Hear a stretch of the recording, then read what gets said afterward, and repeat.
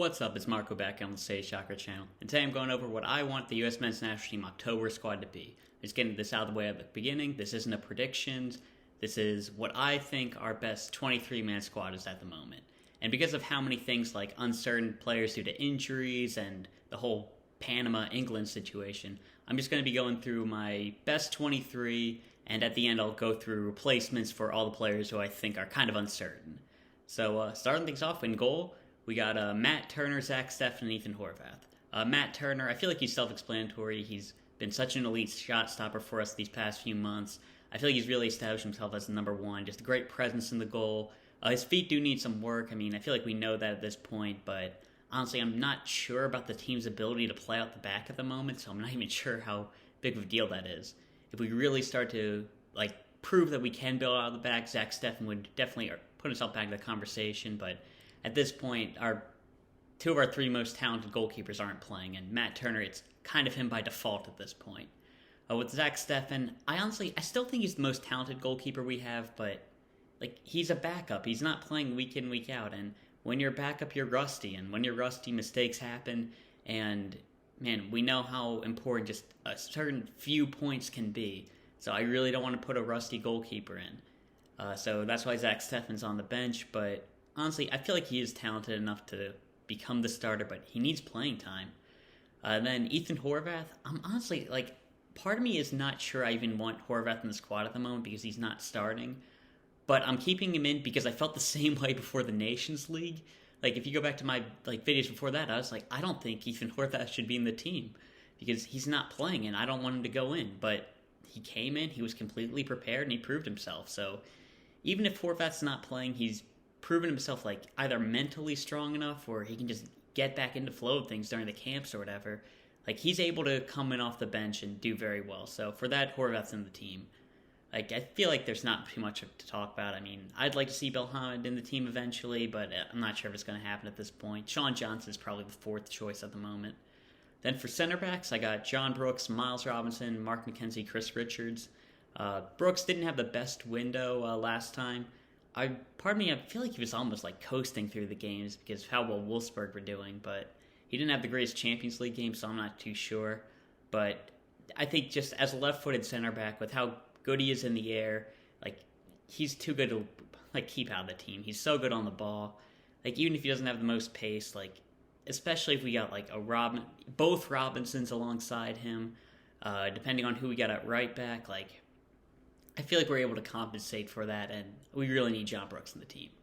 Miles Robinson, a bit like Matt Turner, where he does all the defensive side well, but he's not the greatest in the build-up. He can give the ball away a bit too much. He's just kind of MLS-y as a player, which, I mean, he plays the MLS, obviously. But, man, he has a great athleticism. He's such a good 1v1 defender, and, man, really solid in the air as well. Everything defensively about him is the level you want him to be at. But building up, not the greatest, but at the same time, I don't think we're really able to build up at the moment. So, yeah, at the time, Robinson, he's in the starting 11.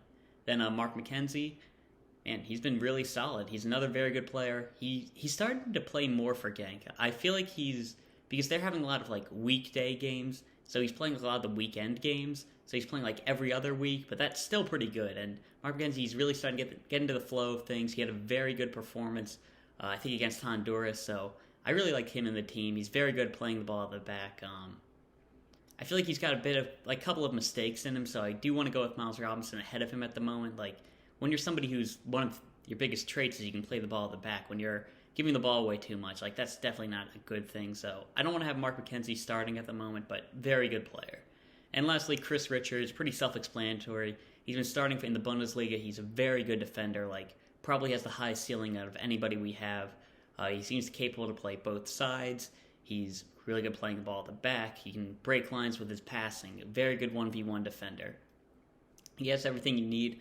I feel like I want to get him a lot of playing time as soon as we can, even if it's subbing him on as right back or something, because I want to get him up to speed with international play, dealing with CONCACAF players, because I feel like he might struggle with the physicality of this game, but that's going to be temporary. He might struggle with that, but by 5 games in, he'd be fine. So I want to get him as much playing time as possible, and he definitely needs to be in the squad. And it's not even just because he's young. He deserves to be in the squad. Like, everybody in the team, I feel like, deserves to be in it.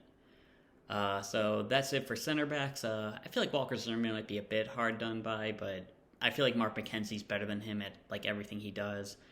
James Sands, if we were going to play a 3 at the back, I could see bringing James Sands to the team, but if we're not, I really don't see it. But yeah, that's it for center backs. For fullbacks, Sergiño, Dest, Antonee Robinson, Deandre Yedlin, Joe Scaley. Sergiño Dest, we know his deficiencies defensively, but man, he's just so talented going forward that I feel like he's undroppable. Like, we know what he can do. He can play both sides. He's so good going forward. Like, he can make chances out of nothing. He's probably the best dribbler in the team. He's got a great shot on him, great cross, like, all of that. Like, we got to find a way to get him, like, get the best out of him. Maybe that's playing him more advanced. Maybe that's as a wing back. And I don't know, like, try him at center mid or something, because he's such a good player. We need to get the most out of him, but man, defensively, it's not good. And man, I know we got Jamaica, like Leon Bailey, he might tear him up. And yeah, I'm not excited about the prospects of him defensively, but hey, he's so good that you got to keep him in the team.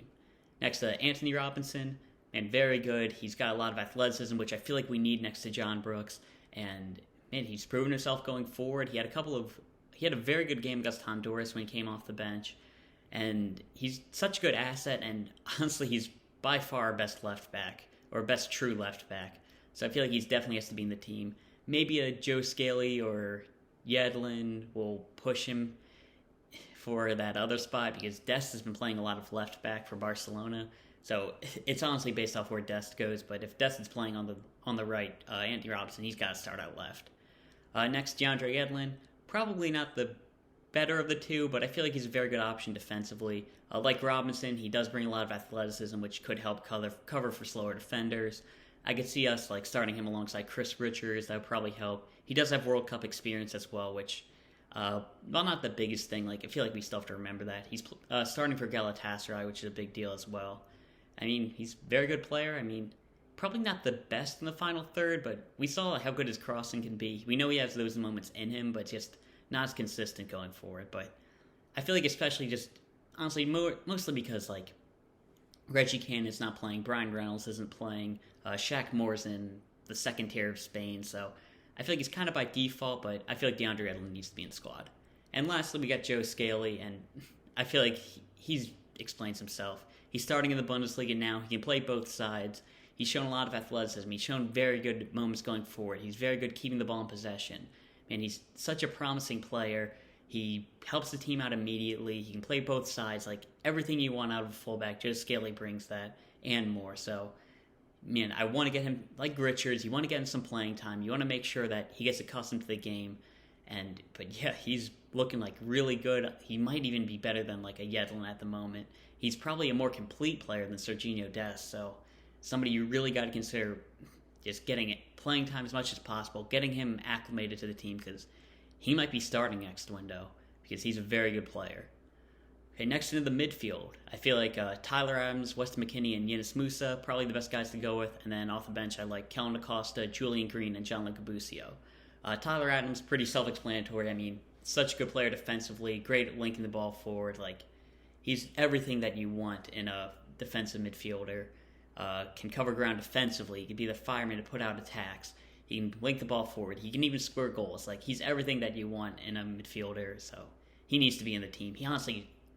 He's probably the most important guy in the squad, and if he's injured, which he is injured, if that injury carries over to into the international window, that could be very bad. Next, Weston McKennie. I mean, obviously all the off-the-field stuff, but he's still an elite player. We know how good he can be going forward. We know how well he can combine in the final third. He brings a lot of energy defensively. He played center back for a time. Like, some people still want to be a center back in this team, but yeah, he brings so much to the team. Like, he does a lot of overlapping out wide. He operates well there. He can operate well going forward. He can score, like making runs in for crosses. Man, he's so good in the air. We saw how good of a set piece threat he could be. I like to imagine that he got work on with Ronaldo for that. But yeah, very good player. He's still playing week in, week out for Juventus, even if he's coming off the bench. So yeah, Weston McKennie, he's still in the team guaranteed. Yunus Musah, I feel like I really liked him at center mid, and honestly, I mostly just want him in the team so we can have three midfielders who can all keep possession, and we know we can keep the ball with him. He brings a lot to the table as well. He's a very good dribbler. We know he can combine with those short passes, those one-touches very well. Not too sure about him in the final third, but he can definitely make a lot of chances. And he's a very solid player, and I want to see him in the midfield with Adams and McKennie, because that could be very good. Now, Kellen Acosta. Acosta's like a weird player because I feel like I don't want to see him starting like ever, because he's just really poor on the ball. Not even on the ball, it's just in possession, because he can hit a dead ball very well, he can hit a shot very well, but his touch can be very heavy, he can give the ball away a lot.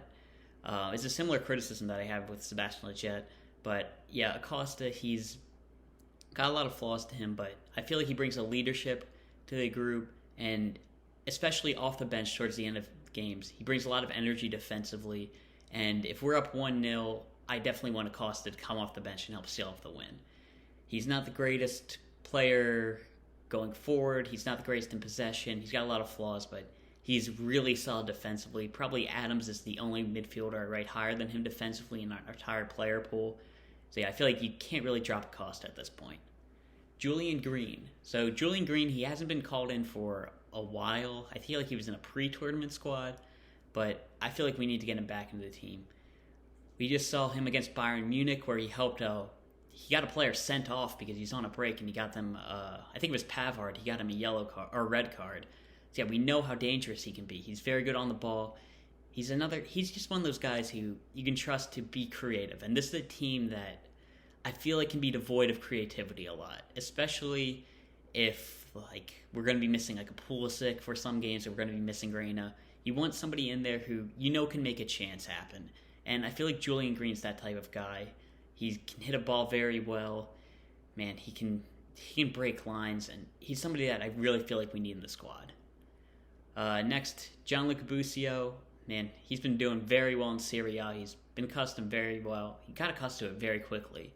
I feel like the only criticism about him is his defensive work, but I really feel like that gets overblown. I mean, watch the national team, because this is just what I want, not the prediction. Sebastian Lletget will be in the team. Watch what he does defensively. It is not much. And in the Gold Cup especially, you could see Busio, he's really working defensively. And that's coming along, and it's going to come along. You can look at how many defensive midfielders get developed in the Serie A. It's going to happen. And man, I really like what he does on the ball. He's a very good, he's already a very good, deep-lying playmaker type 6, who we can trust to build up the ball. He can pick out a couple of passes, very good over dead balls. He's a player that I feel like we need in the squad, and honestly, he's probably our best backup 6 at the moment. And especially with Adams' injury record, I want to get Busio playing as much as possible. And this isn't just wanting to play young players, maybe Scaly a little bit, but he should be in this team. There's a reason why he was standing on the MLS. There's a reason why a Serie A club bought him. And he's a very good player, and we need to get him some time. Next, with the wingers, I feel like these guys are self-explanatory. Christian Pulisic, yeah, best player in the team probably. Giovanni Reyna, if it's not Pulisic, Reyna's got a very good argument. Extremely good player. Brenden Aaronson, and we saw what he can do. He can dribble at players very well. He's been scoring. He's been assisting. He presses so well. Aaronson presses better than anybody on the team, and yeah, he's got to be in the squad.